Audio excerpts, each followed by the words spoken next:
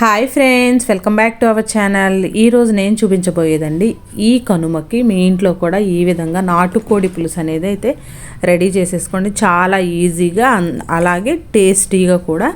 So మనకి సంక్రాంతి కనుమ అంటే కంపల్సరీగా చాలామంది నాటుకోడి అనేది వండుకుంటూ ఉంటారు కదండి. సో నాటుకోడి అంటే ఎలా వండాలి అని చెప్పేసి ఇబ్బంది పడుతూ ఉంటారు కదా. చాలా ఈజీ ప్రాసెస్ అండి, ఒకసారి అయితే చూసేయండి.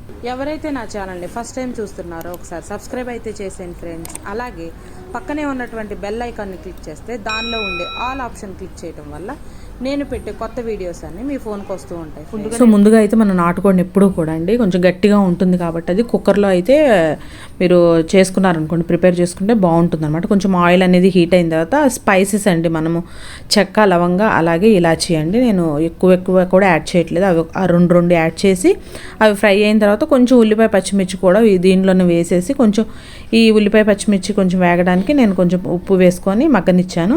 సో ముందుగా ఈ వాష్ చేసుకున్నటువంటి ఇది నాటుకోడి అండి, ముందుగా మంచిగా వాష్ చేసేసుకొని, మనకి బయట మార్కెట్లో వాష్ చేసి కట్ చేసి వాష్ చేసేసి అమ్ముతారు కదా, ఒకసారి మళ్ళీ తెచ్చిన తర్వాత ఒకసారి వాష్ చేసేసుకొని ఇలా మన ఉల్లిపాయ వేగిన తర్వాత ఈ నాటుకోడి ముక్కల్ని కూడా యాడ్ చేసేసుకోండి. యాడ్ చేసేసుకొని దీనిలో ఇప్పుడు నేను కొంచెం ఉల్లిపాయలు మగ్గడానికి మాత్రం కొంచెం లైట్గా సాల్ట్ అనేది యాడ్ చేశాను. ఇప్పుడు మొత్తం కర్రీకి సరిపడినంత గల్లుప్పు యాడ్ చేసుకోండి, అలాగే కొంచెం పసుపు అనమాట. పసుపు కూడా యాడ్ చేసుకొని ఒకసారి మూత పెట్టేసేసి కొంచెం మనకు ఆ వాటర్ అనేది పోయే వరకు కూడా మగ్గనివ్వాలి.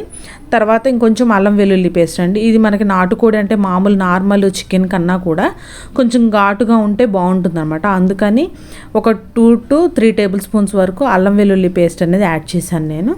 అలాగే రెడ్ చిల్లీ పౌడర్ అండి, రెడ్ చిల్లీ పౌడర్ కూడా ఒక 4 టేబుల్ స్పూన్స్ యాడ్ చేశాను. చెప్పాను కదండి, నాటుకోడి అంటే ఎక్కువ స్పైసీగా ఉంటేనే బాగుంటుంది అనమాట, లేదంటే ఆ నీచు స్మెల్ అనేది వస్తుంది.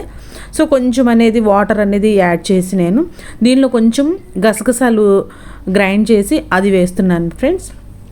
గసగసాలు మిక్సీ చేసి అది వేసారనుకోండి, కొంచెం మనకి ఆ గ్రేవీ టెక్స్చర్ అనేది కొంచెం బాగుంటుంది అనమాట. ఇప్పుడు కొంచెం ధనియా పౌడర్ యాడ్ చేశాను, కొంచెం కొత్తిమీర కూడా యాడ్ చేసి ఒక్కసారి అయితే తిప్పేసుకొని మొత్తం ఒకసారి ఇప్పుడు మీరు ఉప్పు అనేది కొంచెం అడ్జస్ట్ చేసుకోండి. ఇప్పుడు నేను విజిల్ పెట్టేసుకొని ఒక 6 నుంచి 7 విజిల్స్ వరకు రాణించానండి, ఎందుకంటే మనకు నాటుకోడి అని చెప్పాను కదా. ఇంకా ఫైనల్గా అయితే గరం మసాలా అయితే యాడ్ చేసేసుకున్నాను.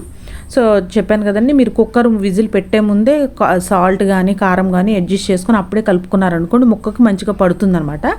ఇంకా ఫైనల్గా ఇంకా దింపే ముందు అయితే కొంచెం మళ్ళీ కొత్తిమీర అనేది యాడ్ చేశాను. చూడండి ఎంత కలర్ఫుల్గా, చాలా ఈజీ ప్రాసెస్ అండి. టేస్ట్ అయితే నార్మల్ చికెన్, ఈ బాయిలేరు అంటారు కదండి, బాయిలేరు, ఈ ఫారం, ఇవి తినడం కన్నా మనకి నాటుకోడి మీకు దగ్గరలో దొరికితే తెచ్చుకొని తినండి, చాలా మంచిది మామూలు నార్మల్ చికెన్ కన్నా కూడా. సో ఈ కనుమకి ఈ విధంగా మీరైతే ట్రై చేయండి, మీకు కూడా తప్పకుండా నచ్చుతుంది. సో ఇలాంటి వెరైటీ రెసిపీస్ కోసం మన ఛానల్ని సబ్స్క్రైబ్ చేయడం మర్చిపోకండి ఫ్రెండ్స్. Thanks for watching.